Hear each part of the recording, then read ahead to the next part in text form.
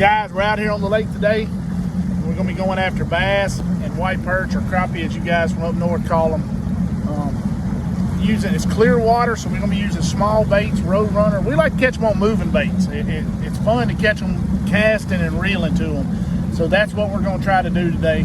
And stay tuned. I think you're going to enjoy this. It's going to be a great trip. I think we're going to have a big old mess of crappie when it's all said and done. Probably some bass too. Let's go.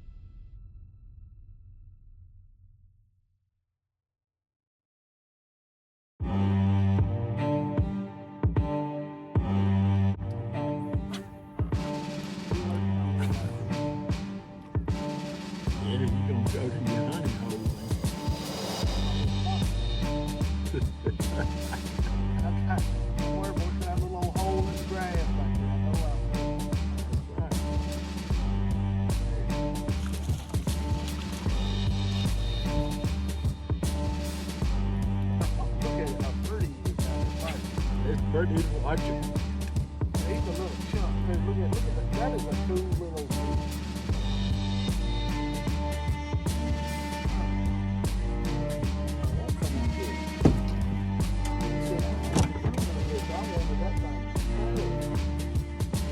Yeah, it is like he's wanted. That's my little basin. Isn't that pretty?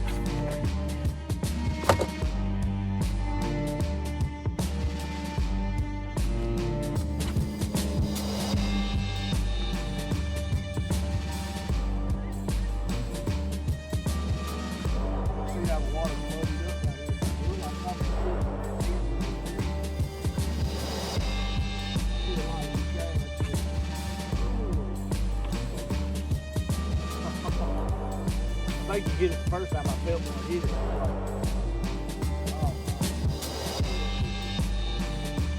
It's like fishing on one in the north.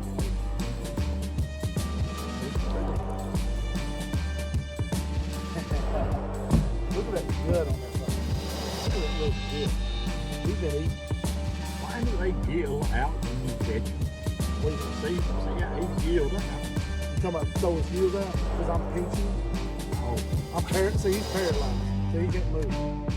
Yeah. So you feed them right behind the gills, kind of pinch. They can't move, they won't hook you.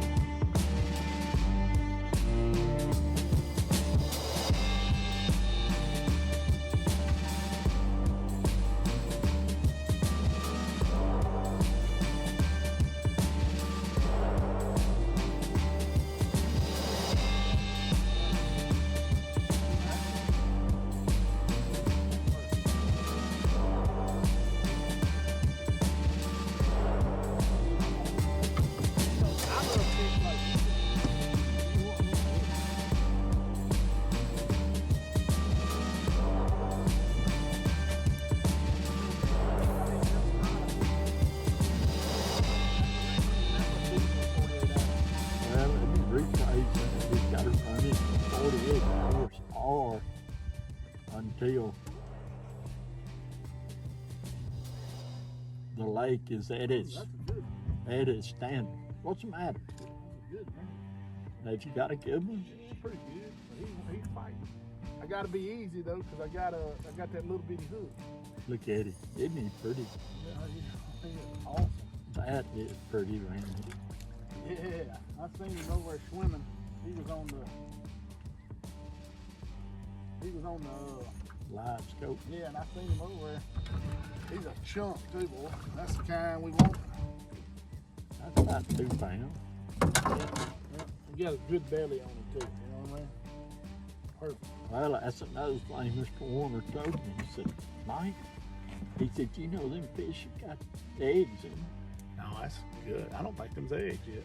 They may have see a hint of them, but I don't think it is. Look how golden he is. So what we're doing, guys, is I'm using, let me put it over here a little bit where we can get a better look at it. What we're using is, I'm gonna take a beautiful bass, chunk, fat. We're using a Road Runner.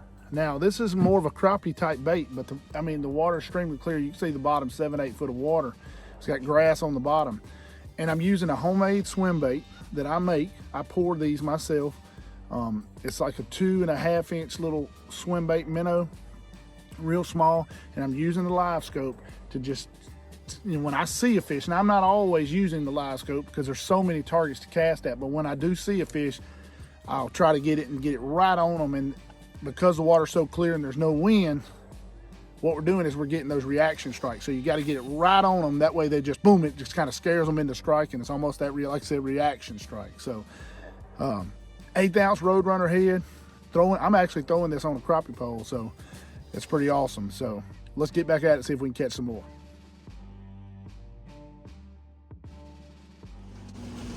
All right, guys.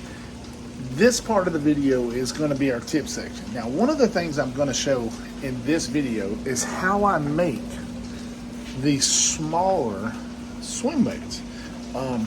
When I first started, I didn't know if I would like this portion of making baits, so I didn't buy a big mold. Now, I do have a mold coming on the way where I can make multiple of these baits, but it's a little small.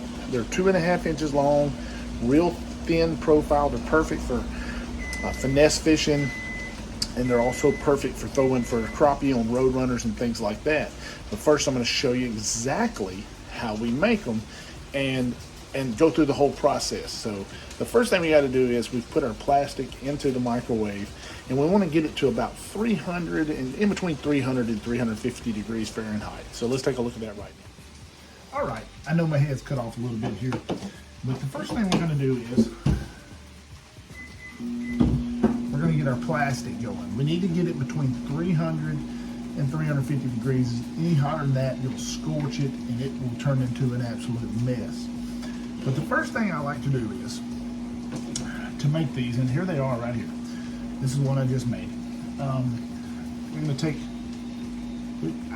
this is how I do it. I put 1 drop of oil into the mold. Now this is a 2-piece mold. I do have some multi-cavity molds coming, but at this moment in time I do not have those. So you're gonna oil the mold. It makes it easier when you oil it, that the bait comes out, and because they're so little and so tiny, if they don't come out easily, they can tear. So we're gonna put this mold together, and we're gonna clamp it. Very strong clamps here, and this keeps it so when you pour it, when you shoot the mold, it doesn't shoot out and come out of the seams. Now we have to get our injector ready. This is some old plastic. We'll reuse it, we'll remelt it down,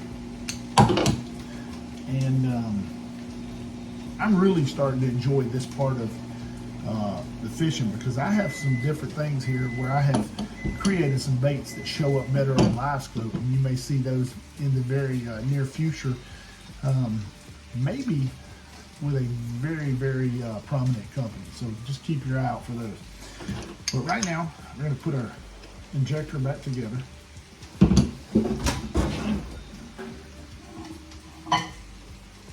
we got our plastic out. Now, this is a Pyrex jar, Pyrex deal. You want to stir it up. You want to be kind of in a ventilated area, but you want to get it up there, 300 to 350 degrees. Let's see how hot it is.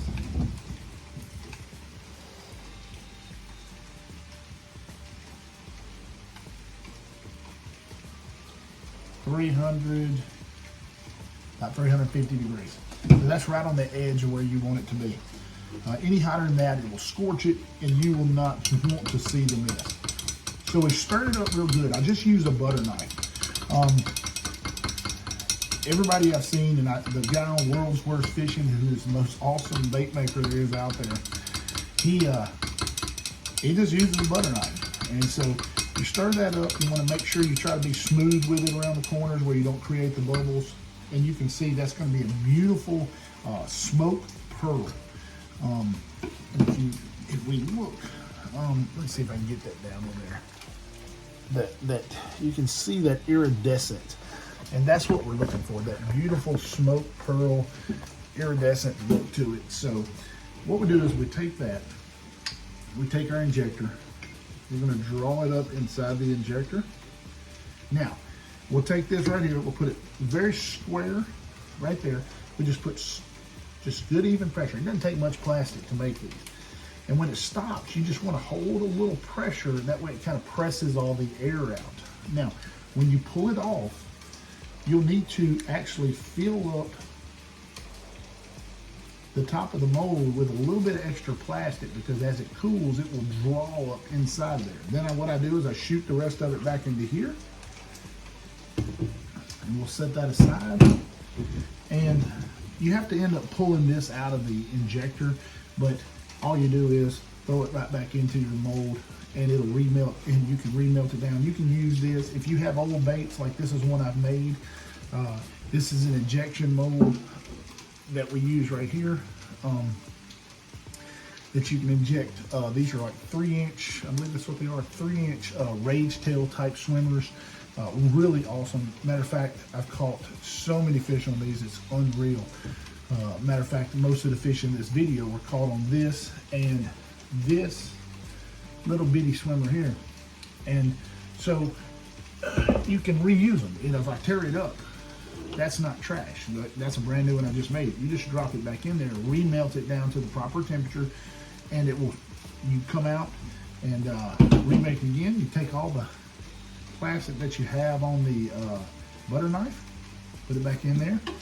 All the plastic left in this, like we just showed you, goes back in there. And as you let it cool, you'll notice the top of this mold is starting to sink in.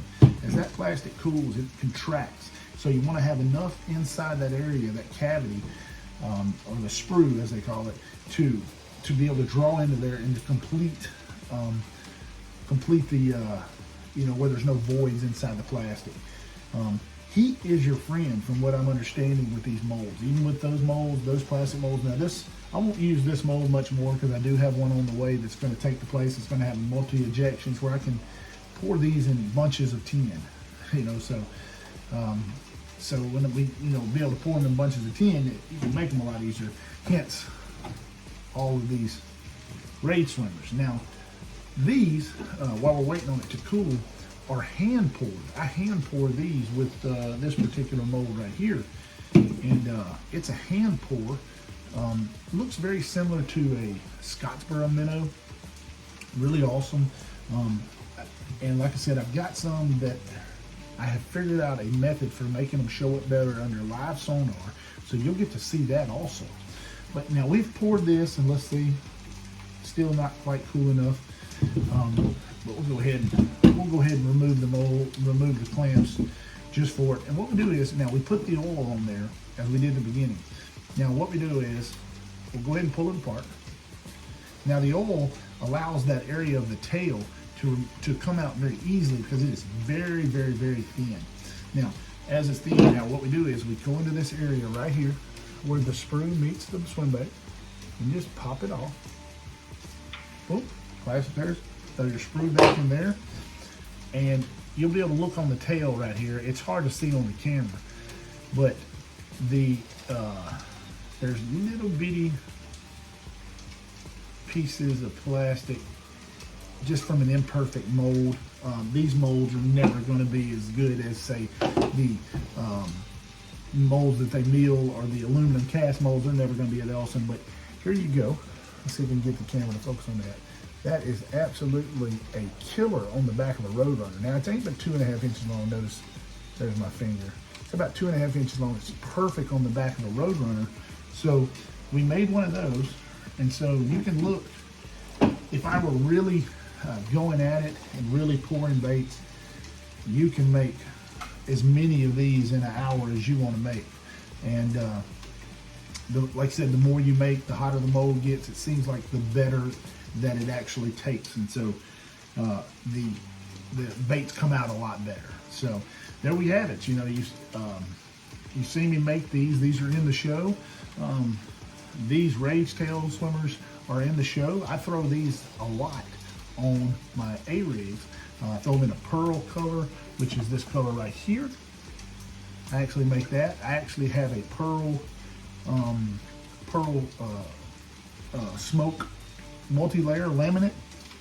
Those are awesome on the A-rig.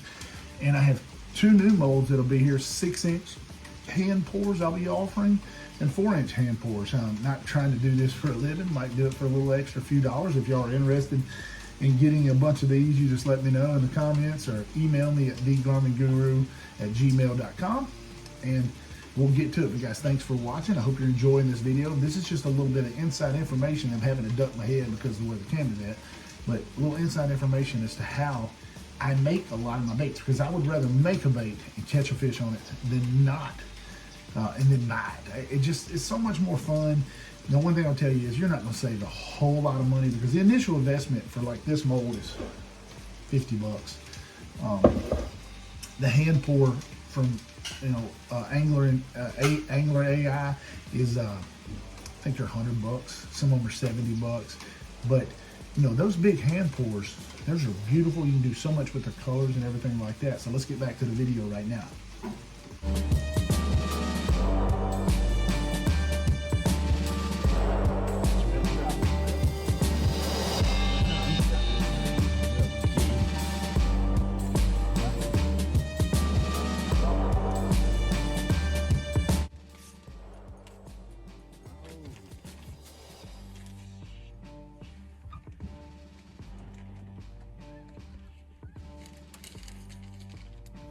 Oh, yeah. He wants to be a big one. He's trying. He's trying. I'm telling you, my little Roadrunner's bad, dude. Look at that dude. Yeah, I guess I'm taking that to go to I just bought a whole pack of new ones. You want one? You got one a little bit bigger than mine. Let me have one. Yeah, I got a whole brand new pack of them. There's another one right there. I seen that fish on Livescope. I see his butt on the camera too. I seen this fish on Livescope, and he's the perfect size. What we're trying to take out of this lake too, to try to get it to be more of a trophy type lake. Still using the Roadrunner with the little Colorado blade under it. And it seems to me every time we get to these areas that have the little bit of cloudier water, because it's so gin clear, that's where you catch the fish. So another good fish, and we're gonna get at it and try to get y'all a real good film today.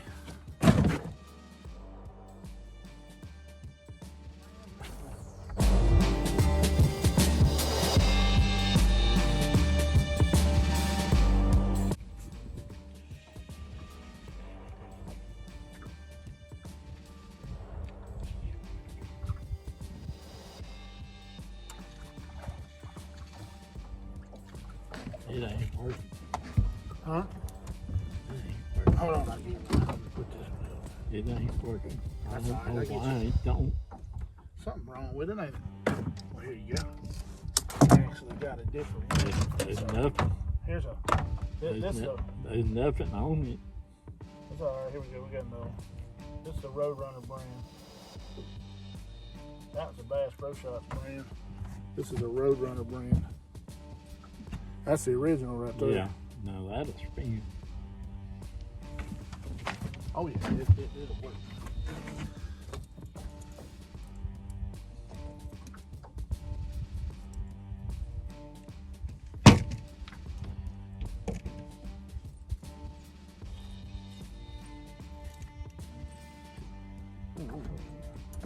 you do. He sure don't stand. I don't know why I did that.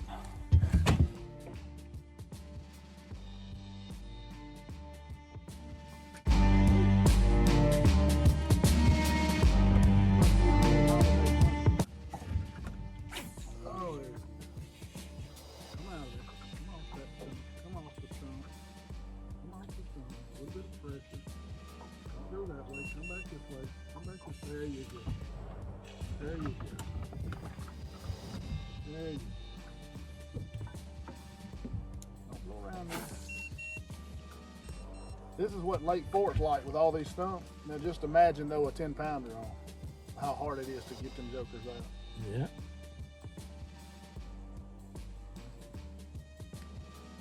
They Lake Forest got some stumps, huh? It looks just like this. It looks like this, but you'll be in 20 foot of water, 18 foot of water. It goes from the bank to 50 foot of water. Where's the foot off is right there, right? Is that what you call it? That's what you, okay, that was making sure. Let me. Ice glitter in it. Oh, I'm finna catch another one. I'm finna catch another one. Look, people, I don't care about answering no messages right now. I'm finna catch all these fish. I'm finna catch all these fish. Here he comes. Oh, yeah. Yes, sir. I love it. Yeah. Huh? Hey. Oh man, I'm over here just catching all these fish, waiting on you to rig something up. I don't know what you're doing back here. You know, I'll catch them all for you. Don't you worry. There's my little. There's fish number 7 right there. That's a perfect keeper. Fish number 7.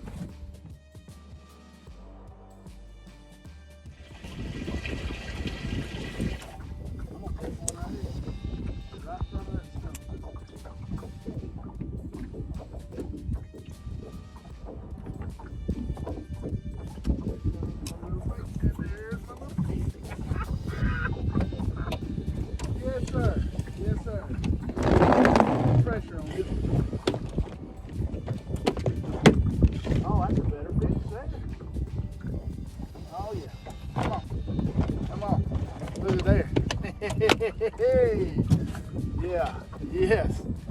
We done found them in the Livescope, boys. They in trouble now. We done found them. Look at that. That's my little homemade one, dude. Ooh. Where is that? Huh? I'm throwing this one right here. That dude is bad. That's my little. Yeah, I make them. I can make them.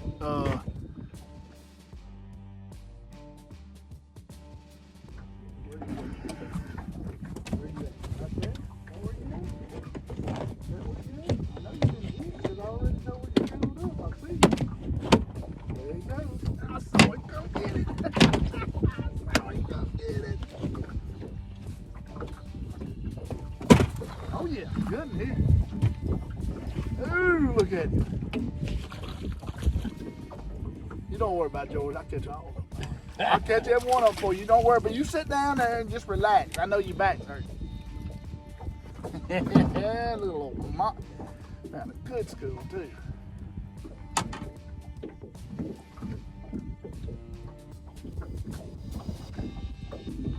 Come on. Good school. That's a good one too. You.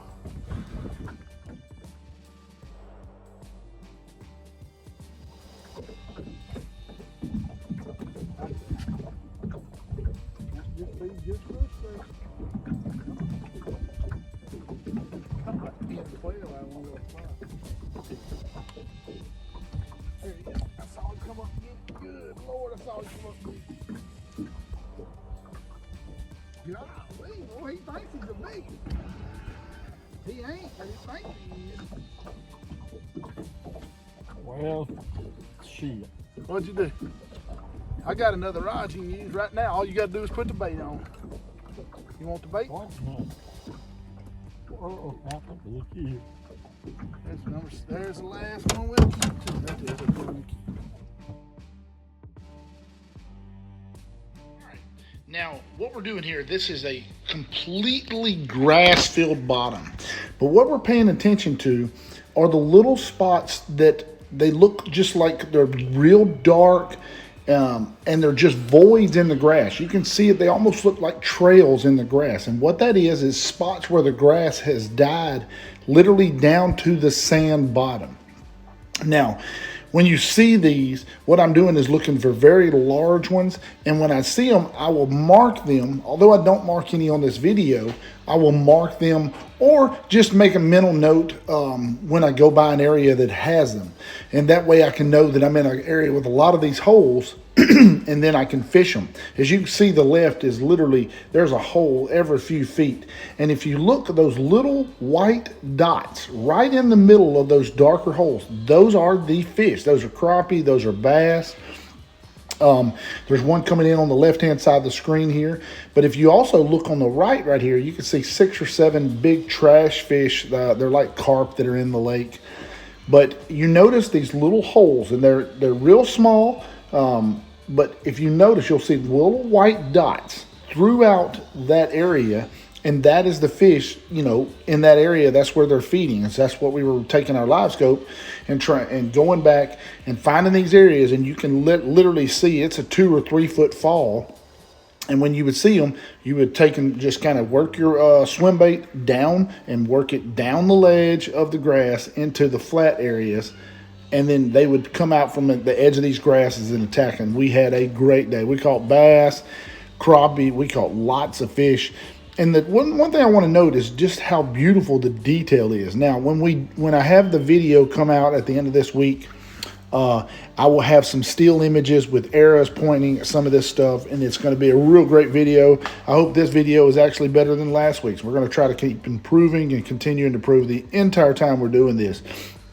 But you can literally see how beautiful this image is. This is the GT56 transducer. I have it on 1070. And we're just going out there looking for holes in the mats. And when we find those holes, we attack them. And those fish are really ganging up on these holes. So I hope you enjoyed this video.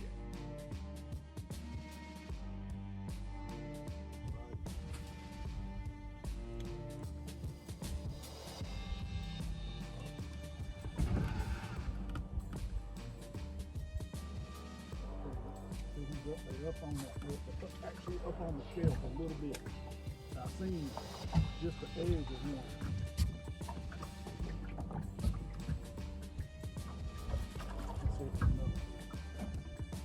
You got one? Got a double? Yeah, double, baby. Oh, this is gonna be a good picture.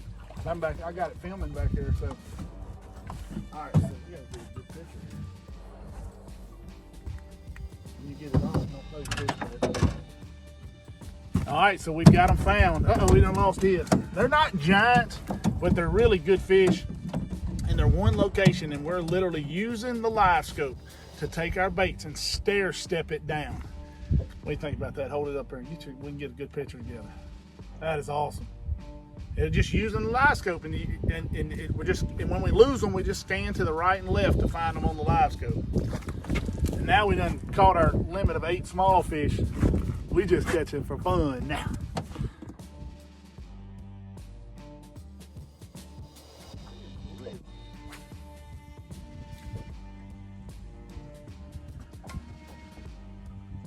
Just find little pods of them. We done got in this little bit deeper water, and why don't you go ahead and catch that one real quick, okay? I love it.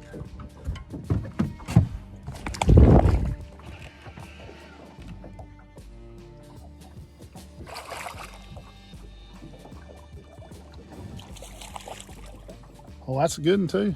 That's the kind we've been catching today, 2 and 3 pounders.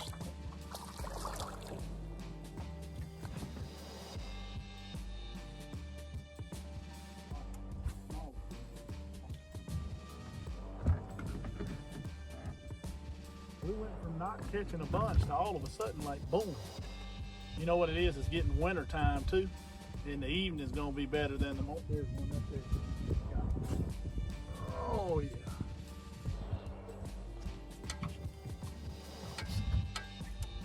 Oh, there's another one with him. There's another one with him. Hold on. Hey, there's another. Oh, that's white perch. There's another bass with him. Drop your bait down. See the big bass? I mean, a big bass. I can't help you. It's right here. Just get real straight. Ouch under. Okay. I was trying to. We won't. Hey, look at here. Look what that is. Look at that. Look at that. Oh boy, come on. Told you. Catching them crappie too, baby. Hey, white perch in Louisiana though.